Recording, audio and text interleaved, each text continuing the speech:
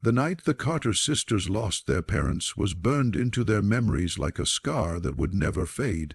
The oldest, Amelia, 22, had been the strong one, the one who kept the family together.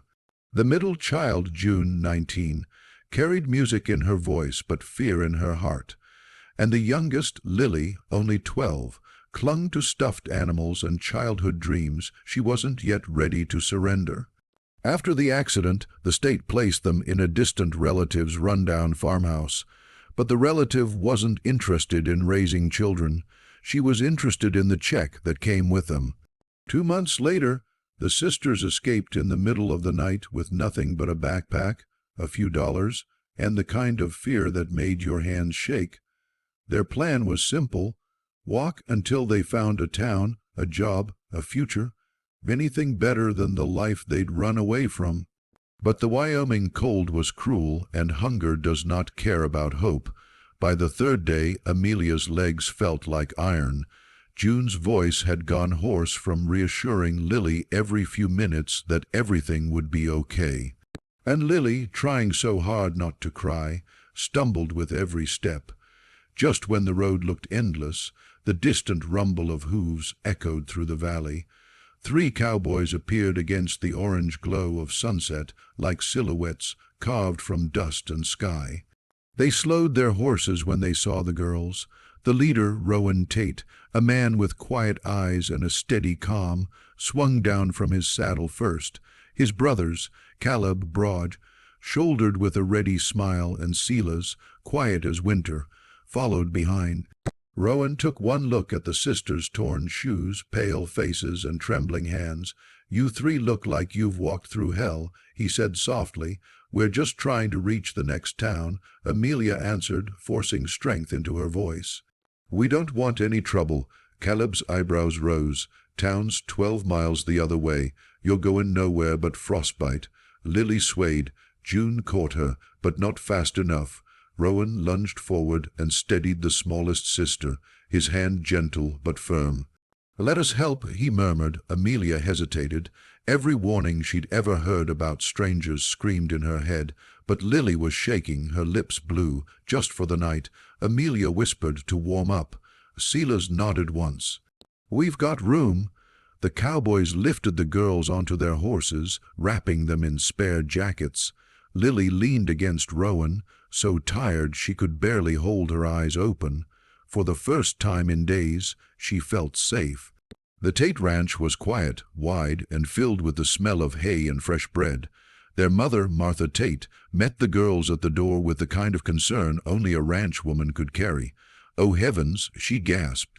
Come in before you freeze solid."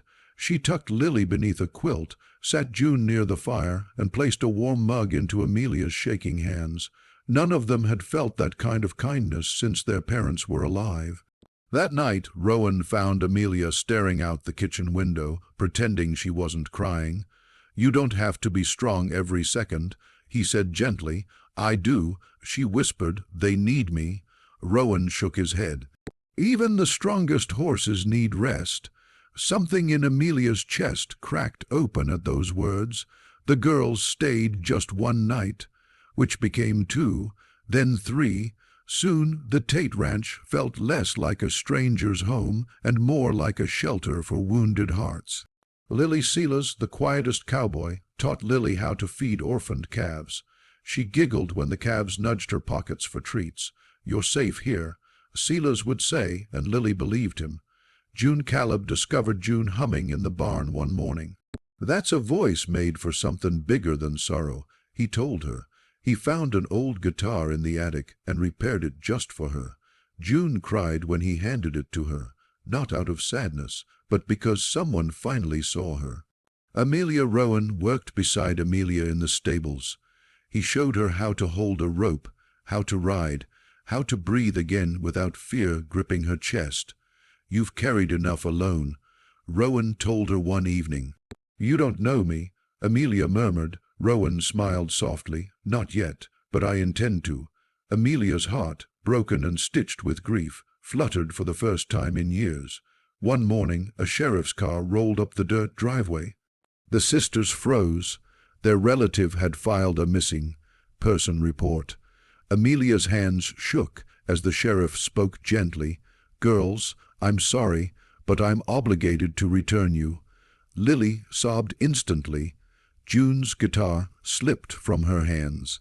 Amelia felt the room spin. Rowan stepped forward. "Sheriff, with all due respect, those girls were neglected.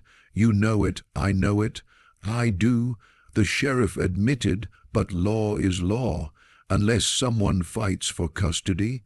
The room fell silent. Then Martha Tate looked at her sons, one by one, and said, "We don't let people we love go without a fight." Amelia gasped, You would do that for us?" Rowan met her eyes, steady and sure. "Your family now." The hearing lasted hours. The girls trembled as their relative lied through polished teeth, painting them as difficult, ungrateful, problematic. Then Rowan stood. He spoke not with fancy words, but with the solid truth of a cowboy's heart. "These girls didn't run to us. They survived their way to us. They deserve a home that doesn't treat them like burdens, but blessings." Caleb and Silas each stepped up next, sharing stories of Lily's laughter, June's songs, and Amelia's courage. Even the judge softened. When the decision came, all three sisters held their breath. Custody awarded to the Tate family. Lily burst into tears. June hugged Caleb. Amelia sank into Rowan's arms, unable to hold back her sobs. For the first time in months, they cried not from fear, but from relief. Life on the Tate ranch blossomed. Lily thrived in school, fearless again.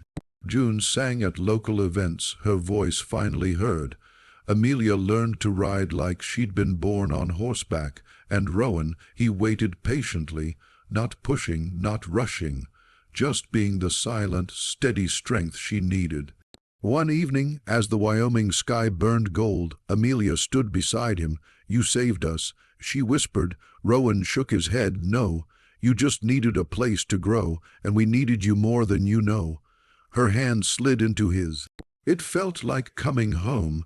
The world had taken everything from the three Carter sisters, but in the arms of quiet cowboys who spoke more with actions than words, they found family, healing, and a reason to live again.